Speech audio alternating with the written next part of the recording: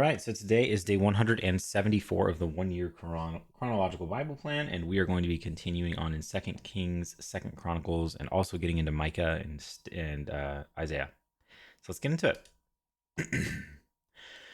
Second Kings 15:32. In the second year of Pekah son of Remaliah, king of Israel, Jotham son of Uzziah king of Judah began to reign. He was 25 years old when he became king, and he reigned in Jerusalem 16 years. His mother's name was Jerusha, daughter of Zadok. He did what was right in the eyes of the Lord, just as his father Uzziah had done. The high places, however, were not removed. The people continued to offer sacrifices and burn incense there. Jotham rebuilt the upper gate of the temple of the Lord. As for the other events of Jotham's reign and what he did, are they not written in the book of the annals of the kings of Judah? In those days, the Lord began to send Rezin, king of Aram, and Pekah, son of Remaliah, against Judah. Jotham rested with his ancestors and was buried with them in the city of David, the city of his father. And Ahaz, his son, succeeded him as king. Second Chronicles 27. Jotham, king of Judah. Jotham was 25 years old when he became king, and he reigned in Jerusalem 16 years. His mother's name was Jerusha, daughter of Zadok. He did what was right in the eyes of the Lord, just as his father Uzziah had done, but unlike him, he did not enter the temple of the Lord. The people, however, continued their corrupt practices. Jotham rebuilt the upper gate of the temple of the Lord and did extensive work on the wall at the hill of Ophel. He built towns in the hill country of Judah and forts and towers in the wooded areas. Jotham waged war against the king of the Ammonites and conquered them. That year, the Ammonites paid him 100 talents of silver, which is about 3¾ tons of silver, 10,000 cores, which is about 1,800 tons of wheat, and 10,000 cores, which is about 1,500 tons of barley. The Ammonites brought him the same amount in the second and third years. Jotham grew powerful because he walked steadfastly before the Lord his God. The other events in Jotham's reign, including all his wars and the other things he did, are written in the book of the kings of Israel and Judah. He was 25 years old when he became king, and he reigned in Jerusalem 16 years. Jotham rested with his ancestors and was buried in the city of David, and Ahaz his son succeeded him as king.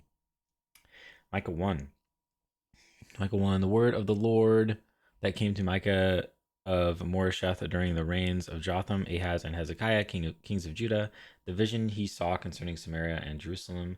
Hear, you peoples, all of you, listen, earth, and all who live in it, that the sovereign Lord may bear witness against you, the Lord from his holy temple, judgment against Samaria and Jerusalem.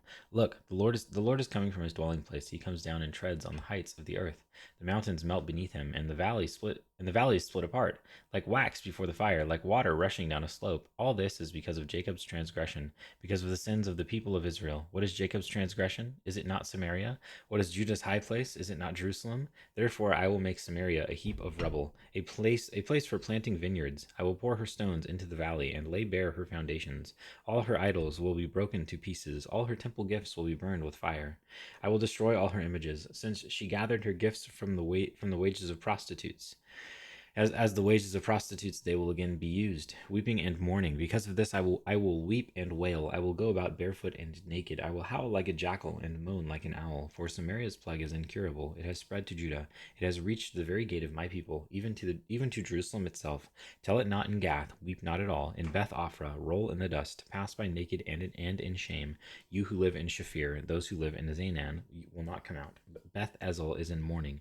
It no longer protects you. Those who live in Meroth writhe in pain, waiting for relief, because disaster has come from the Lord, even to the gate of Jerusalem. You who live in Lachish, harness fast horses to the chariot. You are where the sin of daughter Zion began, for the transgressions of Israel were found in you. Therefore you will give parting gifts to Moresheth Gath. The town of Achzib will prove deceptive to the kings of Israel. I will bring a conqueror against you, who live in Mareshah. The nobles of Israel will flee to Adullam. Shave your head in mourning for the children in whom you delight. Make yourself as bald as the vulture, for they will go from you into exile. 2 Kings 16. In the 17th year of Pekah, son of Remaliah, Ahaz, son of Jotham, king of Judah, began to reign. Ahaz was 20 years old when he became king, and he reigned in Jerusalem 16 years. Unlike David his father, he did not do what was right in the eyes of the Lord his God. He followed the ways of the kings of Israel, and even sacrificed his son in the fire, engaging in the detestable practices of the nations the Lord had driven out before the Israelites. He offered sacrifices and burned incense at the high places, on the hilltops and under every spreading tree. Then Rezin, king of Aram, and Pekah, son of Remaliah, king of Israel, marched up to fight against Jerusalem and besieged Ahaz, but they could not overpower him. At that time, Rezin, king of Aram recovered Elath for Aram by driving out the people of Judah. Edomites then moved into Elath and have lived there to this day. Ahaz sent messengers to say to Tiglath-Pileser, king of Assyria, I am your servant and vassal. Come up and save me out of the hand of the king of Aram and of the king of Israel who are attacking me. And Ahaz took the silver and gold found in the temple of the Lord and in the treasuries of the royal palace and sent it as a gift to the king of Assyria. The king of Assyria complied by attacking Damascus and capturing it. He deported its inhabitants to Kir and put Rezin to death. 2 Chronicles 28. Ahaz was 20 years old when he became king, and he reigned in Jerusalem 16 years. Unlike David his father, he did not do what was right in the eyes of the Lord. He followed the ways of the kings of Israel, and also made idols for worshipping the Baals. He burned sacrifices in the valley of Ben Hinnom, and sacrificed his children in the fire, engaging in the detestable practices of the nations the Lord had driven out before the Israelites. He offered sacrifices and burned incense at the high places, on the hilltops, and under every spreading tree. Therefore the Lord his God delivered him into the hands of the king of Aram. The Arameans defeated him and took many of his people as prisoners and brought them to Damascus. He was also given into the hands of the king of Israel, who inflicted heavy casualties on him. In one day, Pekah, son of Remaliah, killed 120,000 soldiers in Judah, because Judah had forsaken the Lord, the God of their ancestors. Zikri, an Ephraimite warrior, killed Maaseiah, the king's son.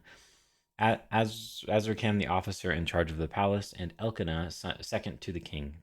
The men of Israel took captive from their fellow Israelites who were from Judah 200,000 wives, sons, and daughters. They also took a great deal of plunder, which they carried back to Samaria.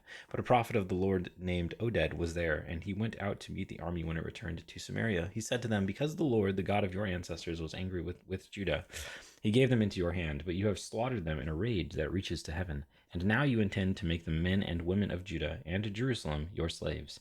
But aren't you also guilty of sins against the Lord your God?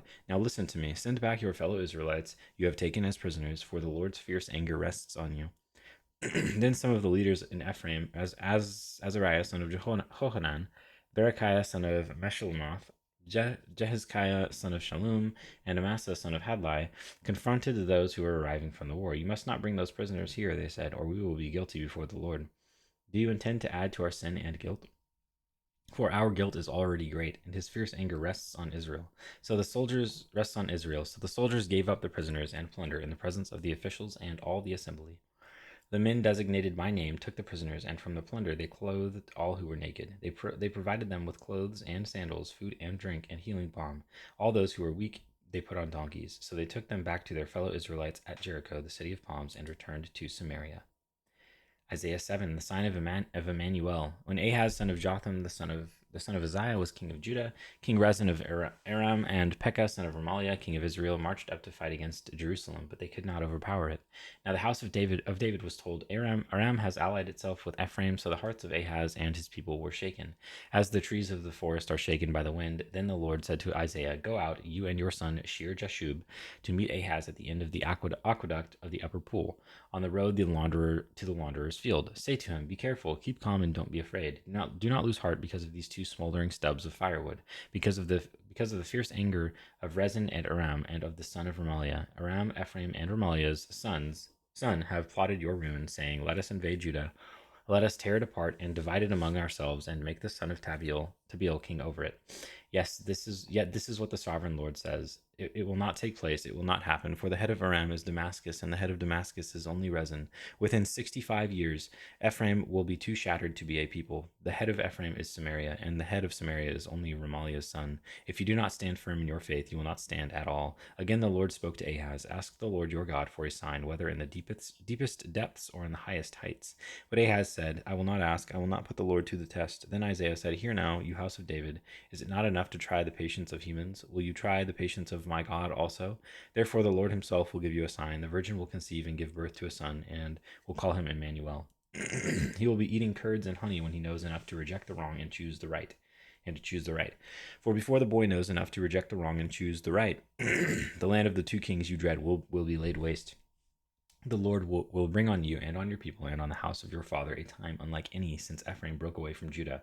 He will bring the king of Assyria, Assyria, the Lord's instrument. In that day, the Lord will whistle for flies from the Nile Delta in Egypt and for bees from the land of Assyria. They will all come and settle in the steep ravines and in the crevices in the rocks, on all the thorn bushes and at all the water holes. In that day, the Lord will use a razor hired from beyond the Euphrates River, the king of Assyria, to shave your heads and private parts, and to cut off your beards also. In that day, a person will keep alive a young cow and 2 goats, and because of the abundance of the milk they give, there will be curds to eat. All who remain in the land will eat curds and honey. In that day, in every place where there were 1,000 vines worth 1,000 silver shekels, which is about 25 pounds, there will only be briars and thorns. Hunters will go there with a bow and arrow, for the land will be covered with briars and thorns. As for all the hills once cultivated by the hoe, you will no longer go there for fear of the briars and thorns. They will become places where cattle are turned loose and where sheep run. And that is day 174.